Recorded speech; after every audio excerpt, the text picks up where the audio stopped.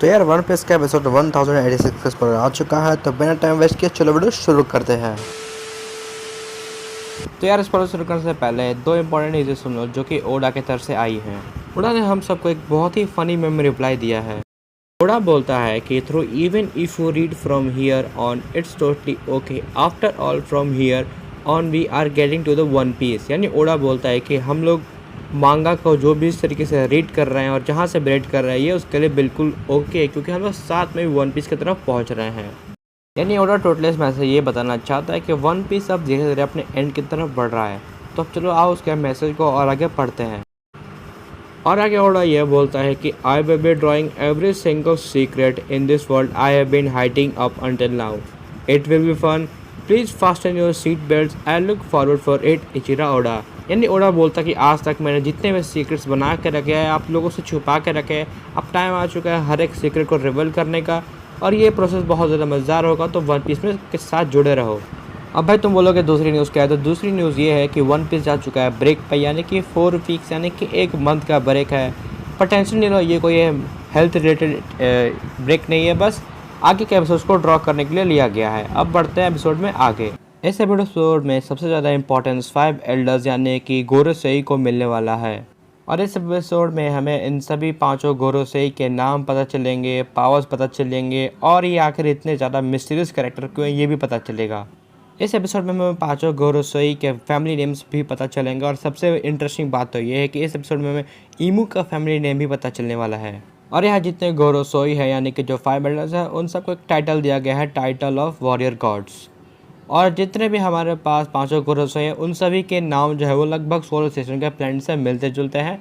मैं एक एक करके हर एक गोरोसेई के नाम आपको बताता चलता हूँ। सबसे पहले वाला का नाम है सेंट जाइगेरियक सैटर्न, ये warrior God of scientific defence. और ये 5 एल्डर में सबसे पहले रिवील्ड होने वाला यही बंदा है। मे बी ये बात तुम्हें पता है या नहीं, पर अभी ये जो सैटर्न है ये अभी एग हेड आइलैंड की तरफ गया, जहाँ पे स्ट्रॉ हेड पायरेट्स सभी रुके हुए हैं। ये वॉरियर गॉड ऑफ एग्रीकल्चर है और इसका नाम सेंट सेफर जुपिटर है। और अब बढ़ते हैं एल्डर नंबर 3 की तरफ। ये गांधी की शक्ल दिखने वाला, इसका नाम सेंट ईथा बैरन भी नासुजूरो है। मैं बता दूं कि ये वॉरियर गॉड ऑफ फाइनेंस का मास्टर है। और इसके नाम में जो भी नासु है वो वेनस से रिलेट करता है। और अगला एल्डर का नाम warrior God of legal affairs है और इसका नाम होने वाला है सेंट टॉपमैन वल्केरी। और इसके नाम को अगर किसी प्लैनेट से कनेक्ट किया जाए तो वो मरकरी के साथ सेट होता है। और अगला और आखिरी गोरोसेई है सेंट मार्कस मार्स, जो एक बूढ़ा बाबा की तरह दिखता है और इसके कनेक्शन मार्स से रिलेट होता है। बहुत सिंपल सी ये चीज़ है। और भाई ये कौन से चीज़ का मिनिस्टर है ये मैं तुम्हें बताऊंगा, ये तुम मुझे कमेंट में ज़रूर बताओ। अब आ रहे हैं गोरोसेई के हेड के यानी कि ईमू की। ईमू का फैमिली ने बहुत स्टार्टिंग से सीक्रेट है, इसका जेंडर भी एक बहुत बड़ा सीक्रेट है, इसकी पावर भी एक बहुत बड़ी सीक्रेट है। और फाइनली सीक्रेट खुलते फाइनली हमको इसका एक और सीक्रेट पता चला, यानी इसका फैमिली नेम। इसका फैमिली नेम है नेरोना ईमू। वन पीस एपिसोड 1085 में नेफ्तार कोबरा में उसके बारे में बताने वाला था, पर तभी उसका एक अटैक की वजह से कोबरा तो चल बसा और ये बता नहीं पाया कि स्टार्टिंग के 20 किंग्स जिन्होंने वर्ल्ड गवर्नमेंट को स्थापित किया था उसी में से एक था ये ईमू। अब बात करते हैं ईमू का नाम का मतलब होता है नथिंग यानी कि खाली। तो मे भी ये एक तरीके का सेगमेंट हो सकता है कि मेन विलन ईमू ना हो, पर जिस तरीके से गोरोसुके के नाम जो हैं और इनके नाम जो अलग अलग प्लैनेट्स पे रिलेट करते हैं, तो इसमें बहुत ज़्यादा चांसेस कंफर्म है कि ये लोग इस प्लैनेट के नहीं या फिर दूसरे ग्रहों से आए हुए बंदे हैं जो हमारे वन पीस के यूनिवर्स में आके स्टे कर रहे हैं। और एपिसोड के कुछ देर पहले हमको 1085 में ये बात पता चला कि वीवी का नाम बस वीवी नहीं नेफ्तारी डी वीवी है। और कोबरा को ये बात बहुत पहले से पता था कि उसके नाम में भी डी आता है, पर ऑर्डर ने ये बात बहुत पहले हमें शायद वन पीस के एपिसोड 8023 में ये बात बता दिया था कि नेफ्तारी डी वीवी के नाम में भी डी आता है। अगर तुम इस पोस्टर को ध्यान से देखो तो नीचे लिखा हुआ डी है, पर एक्चुअली नॉर्मल एपिसोड में ये डी हमें देखने को नहीं मिला था, यानी कंफर्म हुआ कि नेफ्तारी डी वीवी भी डी के फैमिली से रिलेट करती है। अब नेक्स्ट स्पॉइलर रिलेट करता है एक सेलेस्टियल ड्रैगन जिसका नाम मोजोस गार्ड है। इसने सिरोहोशी को बचाने के लिए साई और लियो की हेल्प करी थी, तो इसे सेंटेंस ऑफ डेथ दे दिया गया। यानी तुम जानते हो कि अच्छे लोगों को भगवान धरती पर रखता नहीं जल्दी बुला लेता है, तो इसकी भी मौत इस एपिसोड में हमें देखने को मिलने वाली है।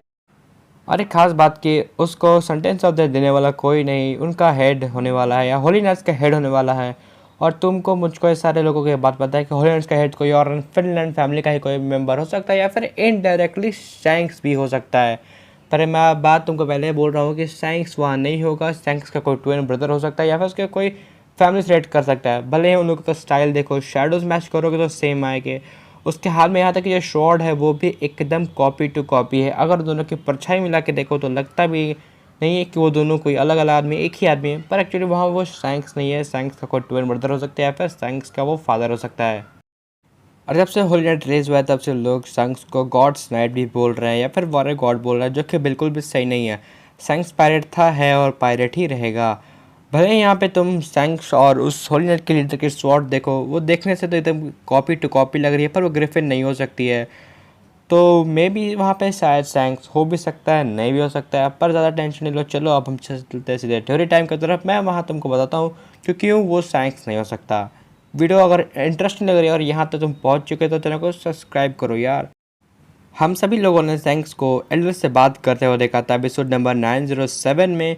और वहाँ एक सबसे मिस्टीरियस चीज़ ये थी कि जो सैंक्स के फेस में जो स्कार है वो हमें एपिसोड 9007 में हमें वो स्कार देखने को नहीं मिला था। और थोड़ा क्लोजअप ले ले दोनों के फोटो में, ये देखो यहाँ पे एक सेट पे स्कार है, दूसरे सेट पे वो स्कार का नामो निशान भी नहीं है। और अगर तुम्हें याद हो तो अब सैंक्स मिलने गया था वाइट बियर्ड से, तो उस टाइम में कुछ हमें ऐसा ही इंटरफेस देखने मिला था जहाँ पे हमें सैंक्स के स्कार दूसरे साइड से देखने पर भी हमें उसका एक स्कार का एक पार्ट देखने को मिल रहा था। और जबकि इस कंडीशन में हमें उसका स्कार का नामो निशान भी देखने को नहीं मिल रहा है। तो बेसिकली चांस हो सकता है कि वो या तो वो सैंक्स का एविल ट्विन हो या फिर फिगरलैंड का कोई उसका फैमिली मेम्बर हो या फिर उसके फादर भी हो सकते हैं, क्योंकि रॉजर को भी सैंक्स गॉड वैली में ही मिला था। और भाई सबसे तोड़ो फोड़ो चीज़ तो ये हुई कि जब किसी फैन ने ओडा सही सामने से पूछ दिया कि सैंक्स के पास क्या कोई उसका डिफरेंट पर्सन है या फिर कोई और, तो ओडा ने उस क्वेश्चन को सेंसिटिव करके जवाब दिया, यानी कि चांसेस हो सकते हैं कि या फिर वो हो या फिर कोई और भी हो सकता है। पर इन्फॉर्मेशन पसंद है तो तुम्हारी क्या राय है, तुम कमेंट में ज़रूर बताओ। अभी और आगे बढ़ते हैं, थोड़ा सा स्पॉइलर शायद कुछ और बचा हुआ है। अब बढ़ते हैं एपिसोड के लास्ट स्पॉइलर की तरफ। अगर तुम्हें याद हो लूसी किंगडम, तो अभी तक तुमको मुझको लगता था कि इसको बस साबो को ये चीज़ पता है और इमू को ये बात पता है कि वो कैसे गायब हुआ। पर एक्चुअली ये बात अभी भी झूठ है, साबो को भी बात नहीं पता। वो चीज़ थोड़ी बहुत देखने के बाद साबो वहाँ से भाग गया था। पर एक्चुअली हुआ क्या था, कैसे लूसिया किंगडम गायब हुआ, तो लूसिया किंगडम इमू के अटैक से नहीं, लूसिया किंगडम डॉक्टर वेगापम के बनाए हुए एक वेपन से गायब हुआ था। अब वो वेपन क्या है, कितना पावरफुल है, उसका एनर्जी सोर्स क्या है, ये बात तो बस ईमू जानता है, क्योंकि ईमू ने ही एक्चुअली उस चीज़ को यूज़ किया था। तो ईमू या फिर वेगापम को ये बात पता है कि इतनी डेंजरस वेपन बनाते और चलाते कैसे हैं। और यार मैं तुम्हें ये चीज़ बता दूँ, रिमाइंड करा दूँ कि ये सारी चीज़ जो एक फ्लैशबैक है जिसमें साबो बता रहा है ये सारी चीज़ें ड्रैगन को और इवानकॉफ को। तो यार बस सारे स्पॉयलर्स यही ख़त्म होते हैं। तुम कमेंट करके बताओ तुमको वीडियो कैसा लगा, और इतने देर तक देख चुका है तो चैनल को सब्सक्राइब कर लो, क्योंकि वन पे से सारे स्पॉयलर्स हिंदी में तुमको देखने को बस से मिलेंगे। तो तब तक के लिए टाटा बाय बाय, से मिलते हैं नेक्स्ट एपिसोड में। चाहिए तो लाइक मारो, और अगर तुम लोग नए हो तो सब्सक्राइब करो। वो जो लाल वाला बटन है उस पर जितनी हवस निकालनी है उतनी हवस निकालो, मुझे नहीं पता, बस क्लिक हो जाना चाहिए। अब मैं भी चाह रहा हूं यार कुछ उखाड़ लें यार, जिंदगी में कुछ कर ले हैं। बाय।